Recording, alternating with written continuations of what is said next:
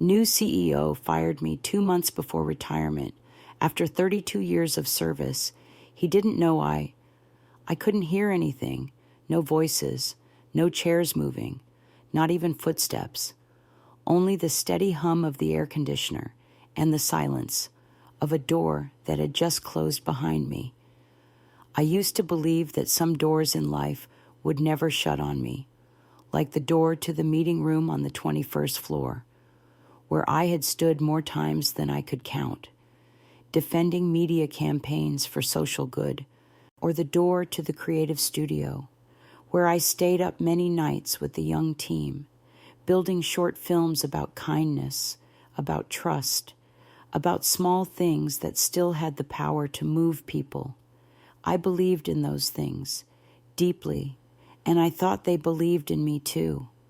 My name is Oriana Wells. I'm 62 years old. I was the brand strategy director at CalRidge Media Group, one of the most influential media companies in the country. People called me the emotional brain of CalRidge, and they weren't wrong.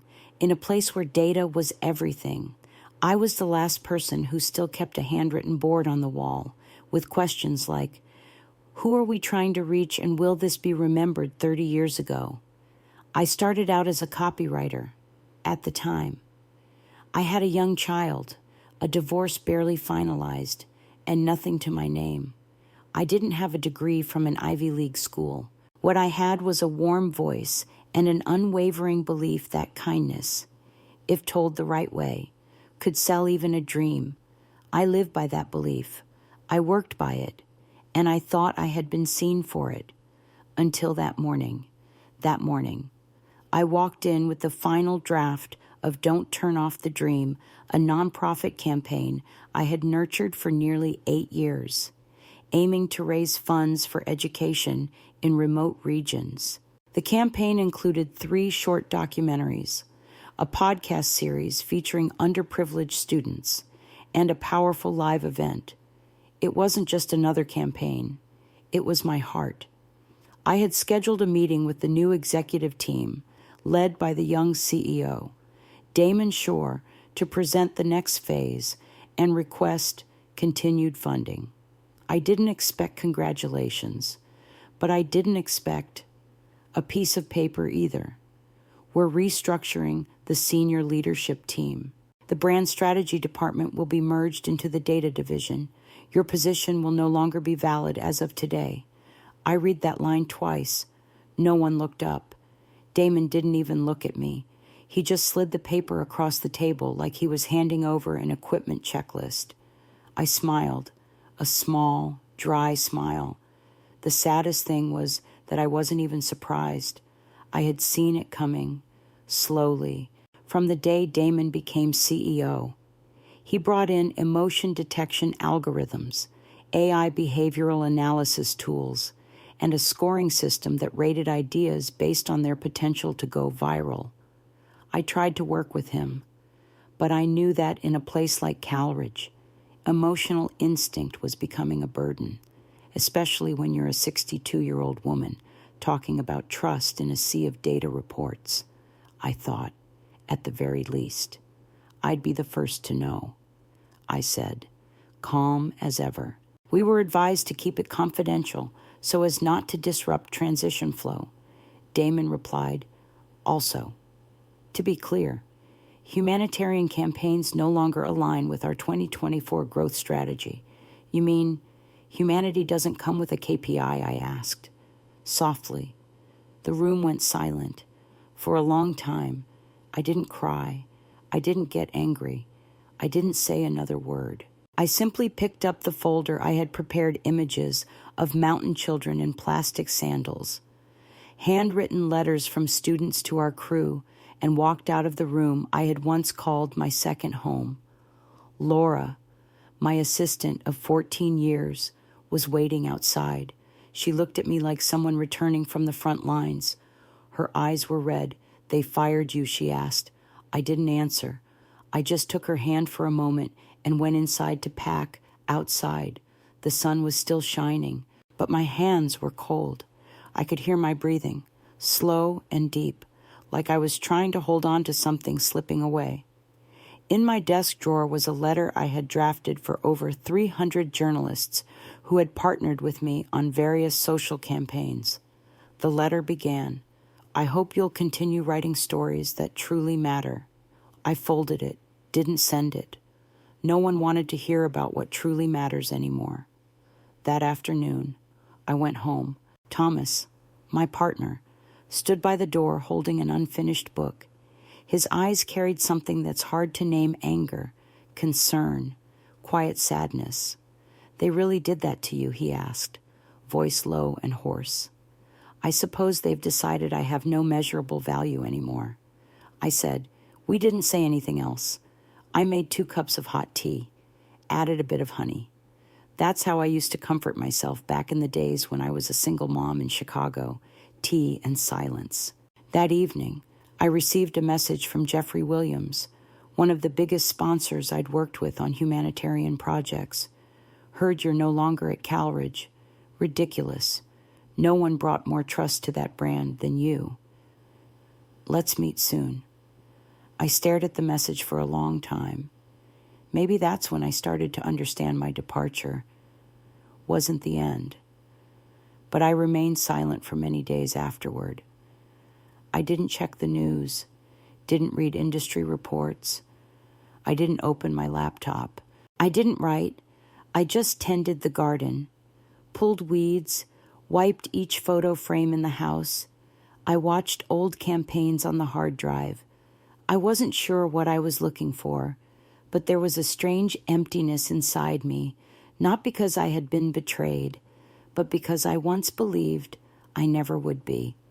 When trust is lost, it doesn't shout, it just disappears, quietly, like a dry leaf falling from a branch in late autumn. One night, I opened the raw footage from Don't Turn Off the Dream. It was a clip of a 6th-grade girl reciting a handwritten poem in a dirt-floored schoolyard. Her voice trembled. "If I could choose a dream, I'd dream of a blackboard, a pen, and someone who listens." I cried, for the first time in months, but not out of sadness or anger. It was the kind of cry that comes when someone finally sees herself again. I used to think that comebacks happened all at once.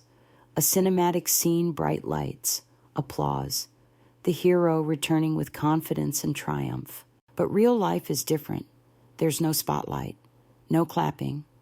It starts quietly with a bowl of cold rice and an email left unanswered. I didn't rise up that day. I didn't make bold declarations. I just moved slowly through what I now call my season of soil preparation in the mornings.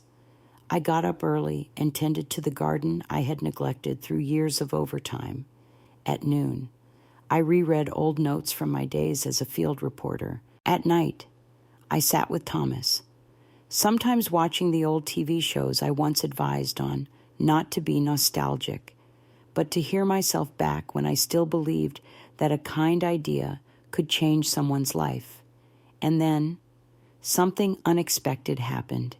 Emails started coming in from former colleagues, from students I had taught in community media courses, from writers feeling lost in a sea of algorithms, even from young creative directors who used to sit silently in meetings I led. They asked me what I thought about a creative industry now driven by behavioral metrics. They asked what I would do if I started fresh today.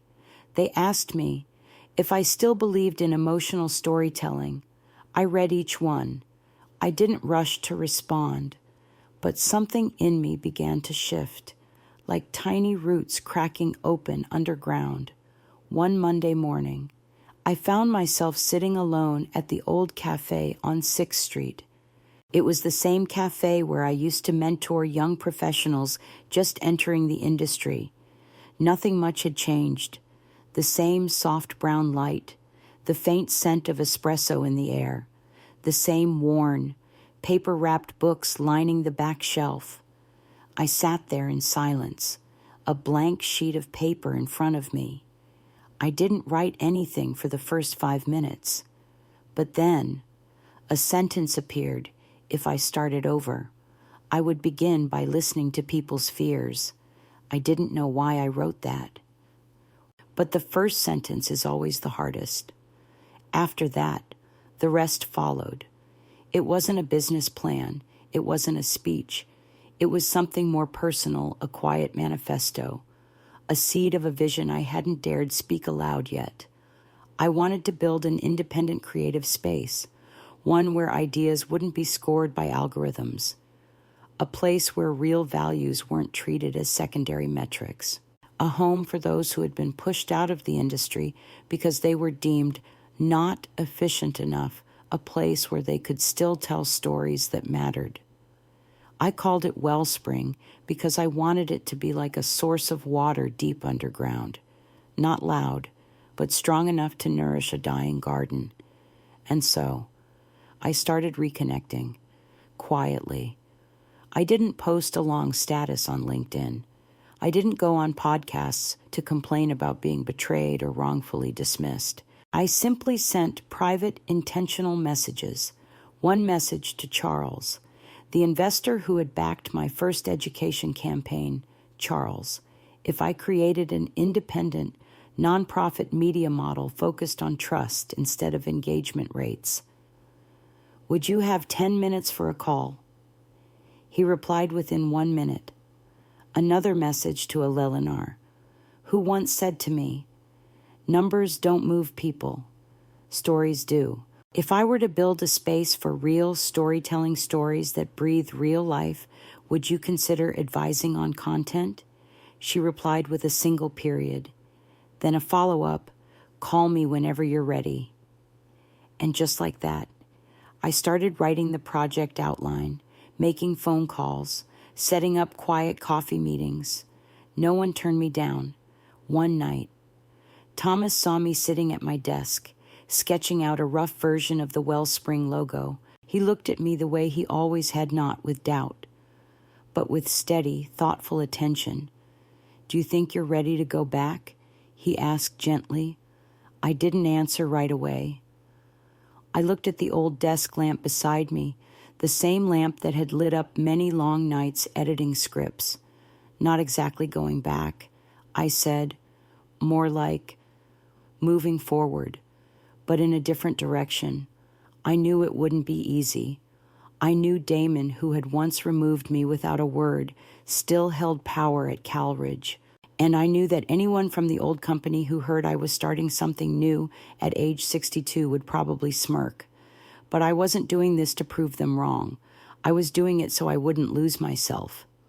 I didn't want the name Oriana Wells to end with a quiet dismissal. I wanted it to be remembered for a quiet rebirth with roots. There were no explosions marking the beginning of the unraveling, no leaked memos, no dramatic headlines. No one publicly criticized Damon, but I could sense it. The first cracks were beginning, not on the financial report, but in the hearts of people. It started with the smallest signs. A late-night email from a former Calridge employee I once mentored. Just one line, Oriana. Our creative team lost 3 people in 2 weeks. No official explanation. But I think you know, I didn't ask for more. I didn't need to. I simply replied, someone will need to tell their story. Hold on to that. A simple message, quiet, but I believe it stayed with her. Just a few days later, a powerful article began circulating across media networks. Can algorithms replace trust? It was written by a senior investor, not naming Calridge directly, but everyone in the industry knew exactly who it pointed to. The article spread like wildfire, reposted on strategy forums, mentioned in internal newsletters at major companies. People weren't talking about Oriana Wells. They were talking about the void she had left behind, a void no amount of data could fill. One quiet morning, as I was sketching new development ideas for Wellspring, not as a company, but as a true independent storytelling space, my phone rang. It was Charles. He didn't waste time. Have you been keeping up? He asked. Damon is hiring outside consultants to manage a brand crisis. but none of them seem to understand why donor retention has dropped for 3 straight quarters. I said nothing, just smiled softly over the phone, as if he were stating something we both already knew. Charles hesitated, then spoke with more candor. I haven't invested in Wellspring yet, but if you need support, I can wire the funds this week. I paused, not because of the offer, but because of what he hadn't said out loud. The trust he once had in Calridge was now shifting toward me. I declined gently, not because I didn't need the funds, but because I wanted to be certain that if Charles invested, he did it for the values I believed in, not out of resentment toward Damon or Calridge. Charles paused, then gave an answer that stayed with me for a long time. I'm investing because I watched you save a brand once by telling a story no one else dared to tell. You've done it before. I believe you'll do it again.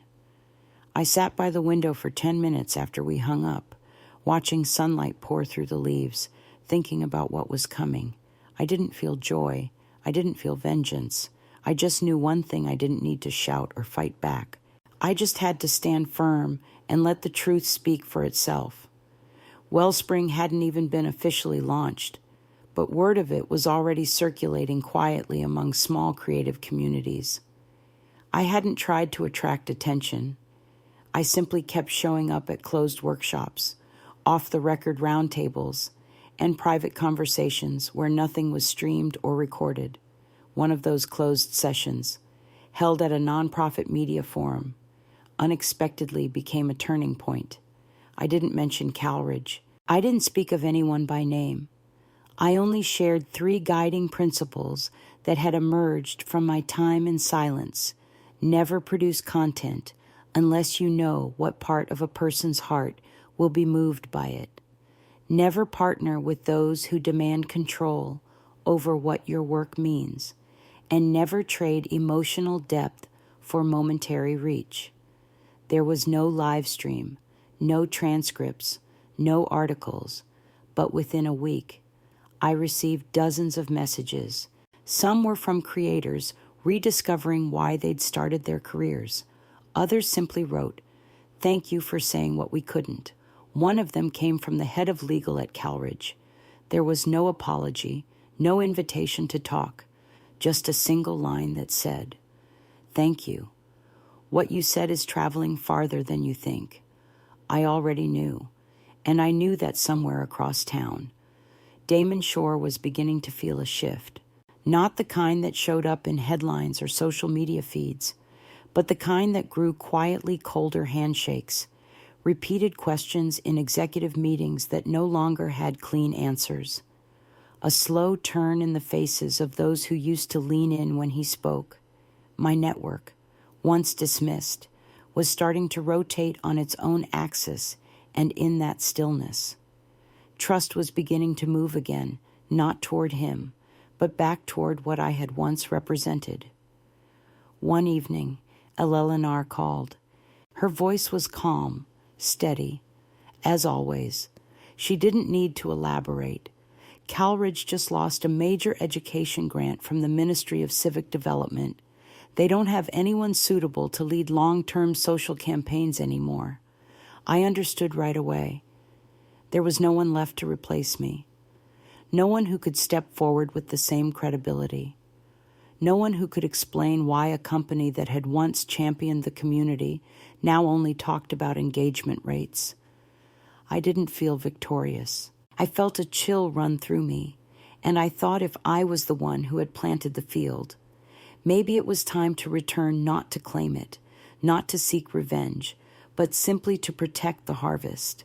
That night, I sat in my study, not writing, not planning, just opening old messages from international partners who had once stood with me through many campaigns. My name was still in their address books. They still answered. They still remembered the stories I had told. I felt something quiet settle inside me. It wasn't triumph. It was like a ripple moving across still water. I opened my notebook and wrote one line, Success is a form of revenge when people are forced to remember who actually preserved what they thought could be discarded. Wellspring was ready, not loudly, not formally, but it had already begun to grow. People weren't coming to find me. They were looking for that small light they had once let go. I hadn't made a comeback, but Damon had begun to hear footsteps. And not from ahead, these steps were coming from behind, where he thought no one remained. That morning, as I tended the bougainvillea on the edge of the porch, Thomas came out holding the phone.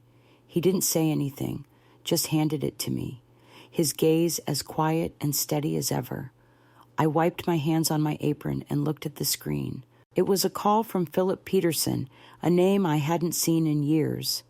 Not since the day I was dismissed from Calridge without a single proper goodbye.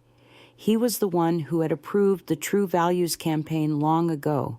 If he was calling now, I didn't need to guess why. I answered, letting the faint sound of dripping water from the hose fill the background. Philip's voice hadn't changed, just slower now, as if it carried something unsaid. "Thank you for answering. Oriana," he said. I didn't respond right away. Sometimes, silence is the most respectful way to let someone get to the real reason. After a pause, he said, "We need to meet today, if possible. The board is looking for someone who understands Calridge and still holds the trust of the people walking away from us," I replied gently, almost like a breeze passing through wooden shutters. "Perhaps you're calling because there's no one else left to call." He didn't deny it. He just exhaled. That afternoon, I returned to the 21st floor meeting room. There was no welcome, no red carpet, no grand apology, but every eye in the room held a quiet surprise. No one had expected me to come back. Some looked down at their notebooks. Others exchanged glances. I took a seat calm, composed the way someone sits when they have nothing left to prove. Philip sat at the center of the table. Victoria, who had once nominated me for the strategy board, was beside him. A few young faces I barely recognized from staff memos filled the rest of the seats. Philip didn't waste time. He said what needed to be said. Damon Shore, the current CEO, had been placed under special review. Several of his decisions were now frozen. Major investors, many of whom had once put more faith in me than the executive board, had begun to withdraw. Some had left, others had gone silent, and it was that silence that was most dangerous. I listened. I nodded slightly, not enough to agree. Just enough to show I was paying attention when Philip finished. I asked a single question: "What do you want from me?" No one answered immediately. Then Victoria slid a thin folder across the table. Inside was a formal invitation for me to return as a crisis advisor. With executive oversight for rebuilding the brand communication division and the authority to reshape its value narrative. I wasn't surprised, but I didn't accept. I looked at each of them carefully and said, with a voice that was soft but unyielding, "If I return, I won't be patching up holes. I will rebuild from the foundation, and I won't do it to fix someone else's mistake. I will only do it if I am trusted to lay the foundation anew." They didn't reject my terms. They didn't say yes either, but I knew. By then, they had no better option left. That night, I sat in the small corner room I now used as my study. In front of me lay the soft leather notebook I had always carried, its first page written in violet ink. "Don't lose yourself while helping others find their way." I opened to a blank page and wrote a single question: why am I going back? If it was for reputation, I didn't need it. Wellspring was already real small, but enough for me to live by what I believed in. If it was out of bitterness, I didn't want that either. What I had built already spoke louder than any resentment. But if it was for the young people I had mentored, for the unfinished projects I once cradled in my hands, for the partners who had placed their trust in me and now watched in quiet disappointment, then maybe I had to return, not to restart, but to finish. I thought of Laura, my former assistant. I remembered what she had once whispered to me late one evening, just after we learned I would be quietly removed from the executive board if you're not here. Who will hold on to the things that can't be measured in a spreadsheet? I hadn't answered her then, but now. The answer was beginning to take form. The next morning, I invited Charles, Eleanor, and Jeffrey to my home. It wasn't a formal gathering, no wine, no handshakes, just black coffee, toasted bread, and the gentle morning light slanting through the kitchen windows. They sat around the old oak table that Thomas and I had kept for over 20 years. After a few brief exchanges, I went straight to the point. Calridge has asked me to return, not as CEO. They want me to serve as an interim advisor during this transition period. I've rejected half of what they proposed and added my own terms. Charles raised an eyebrow. Jeffrey stared quietly into his coffee. Eleanor, as always, waited for me to continue. I told them that if I did return, I would define a new role, Chief Relationship Officer, a position responsible for partner trust, values-based communication, and everything else that can't be reduced to numbers. I said I would stay for 1 year, long enough to train a successor, long enough to rebuild the value framework. Then I would leave, and this time, it would be on my own terms with dignity. They didn't respond immediately. Then Eleanor said quietly, "You're not going back for them. You're going back for what they accidentally let go of." Jeffrey nodded. Charles simply said one sentence I'll remember for a very long time. They let go of someone irreplaceable. Now they know what they lost. I didn't say thank you. I just looked at them, and in my heart, I felt something being stitched back together, thread by thread. 3 days later, I stepped into the Calridge boardroom, not with a thick portfolio, just one page, a true proposal. I presented the Chief Relationship Officer as a formal executive role, with decision-making authority over matters of core brand integrity, and most importantly, an independent voice on the board. I made it clear that the position wasn't about me. It was to be a lasting pillar in the company structure. I said I would fill the role for 1 year, no more. During that time, I would restore fractured partnerships, rebuild trust, and prepare the next generation to continue the work. I didn't emphasize past achievements. I didn't recount what I had once contributed. I simply said, if Calridge truly wants a meaningful comeback, it can't just lean on technology or innovation. It has to return to what once gave it purpose, trust. The room stayed quiet, no applause, but I knew the first shift had begun. I returned to Calridge on a quiet Monday morning, wearing a soft gray blazer, low shoes I had worn for years, and the leather bag Thomas had given me on our 30th wedding anniversary. The glass doors opened automatically as I entered. There were no greetings, no words spoken, but every gaze followed me, not because I was a new CEO, not because I was a savior, but because I was the only one who had once walked out in silence and now returned with nothing left to prove. My name was no longer on the office sign. I didn't ask them to put it back. I didn't need a noisy title. But in my hand was the board's resolution, the establishment of the Chief Relationship Officer, a new executive position with full voting rights on strategy decisions and an equal voice in shaping the company's culture. I hadn't come back to fix anyone's mistakes. I had returned to keep a promise to myself, to those who had believed, and to the unfinished work. Damon was not present that morning. I later learned he had been reassigned to the innovation department. a role focused on research and development, where he could use his strengths without damaging relationships he didn't understand. I hadn't requested his removal. I didn't need him to fail for me to succeed, but in some way, I believe. My silence forced others to finally speak.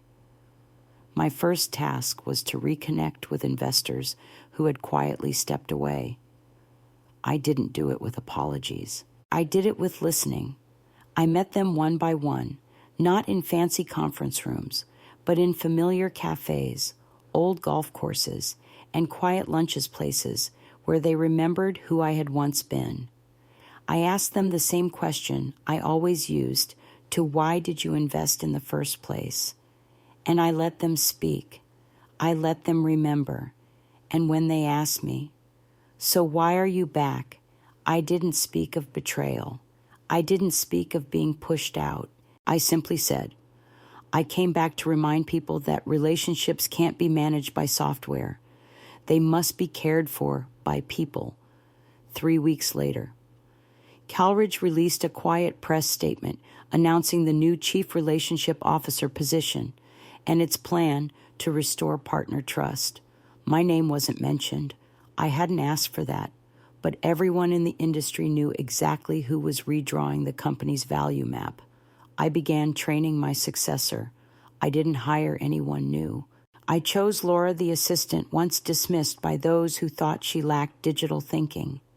I called her into the office on a rainy afternoon and told her, I won't be here long, and I need someone who remembers what made Calridge different. She stood frozen for a moment, then nodded. I didn't need her to say thank you, but in her eyes, I saw something I thought I'd never see again in this industry: trust, in my new role. I didn't focus on tweaking growth plans. I revived abandoned campaigns. I rebuilt feedback channels from the community. I relaunched Voices from the Front Line, a program where employees could speak directly to leadership without filters. In just 4 months, employee retention rose by 23%. 3 major investors returned. 2 global media partners renewed contracts. There were no articles celebrating me, no interviews praising me as a hero, but the results spoke for themselves. Damon, in his new role, remained mostly out of sight, but one afternoon, as I entered the elevator, he was already there. He looked at me, didn't look away, and gave a slight nod. I returned it with a small, neutral smile, one that didn't judge. That young man would eventually learn what many of us take half a lifetime to understand. Technology can help us move faster, but only people can help us move further. 1 year passed. I was preparing to leave. There was no farewell party. I didn't want one. But during that final week, small groups from different departments quietly came by to say goodbye. Some brought homemade pastries. Some just sat next to me in silence for 10 minutes. Others handed me folded notes in ink, one of which simply read, I chose this profession because of a campaign you ran in 2009. I placed all these things gently into a wooden box, not for display, but to remember that this journey had been real. On my last day, I arrived early and walked slowly through the office, touching each framed photo on the wall. When I stepped into the large conference room, the same room where I had once been asked to leave without a word of thanks, 3 people were already waiting for me: Charles, Eleanor, and Jeffrey. They didn't make any grand speeches. Charles simply stood up, shook my hand, and said, You've made it beautiful, Oriana. Not because you came back, but because you never gave up. I smiled. Eleanor raised her glass of water and said, I'm not here to congratulate you. I just hope your successor understands this: no tool can replace a hand placed gently on someone's shoulder at the right moment. Jeffrey didn't say a word. He handed me a new leather-bound notebook with gold embossed letters on the cover. Wellspring begins here. I left Calridge that afternoon in still air. I didn't carry much, just that notebook, an old flash drive filled with early sketches, and a handwritten letter from Laura that said, "I won't try to become you. I'll carry forward what you believed in." It was the most meaningful kind of transition I could have imagined. Not a transfer of power, but a quiet passing on of vision. Thomas was waiting for me outside. He didn't ask if I was okay. He just opened the car door and handed me a hot cup of coffee. "Italy is still waiting for us," he said with a half smile. I returned the smile. Yes, dreams don't die. They only wait for the right time to be lived again. I never sought revenge through confrontation. I never needed to expose anyone. I didn't rewrite history. I only did one thing. I let success speak for the truth I had always carried. I didn't walk away like a victor. I walked away with the calm of someone who had completed the circle. And now, as I sit in a small house on the outskirts of the city, looking out over an autumn garden, I know a comeback doesn't need noise. It only needs to be true. True to others, true to yourself.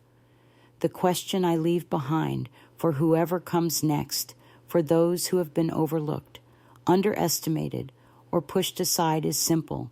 If you know your true worth, can you be patient enough not to prove it right away?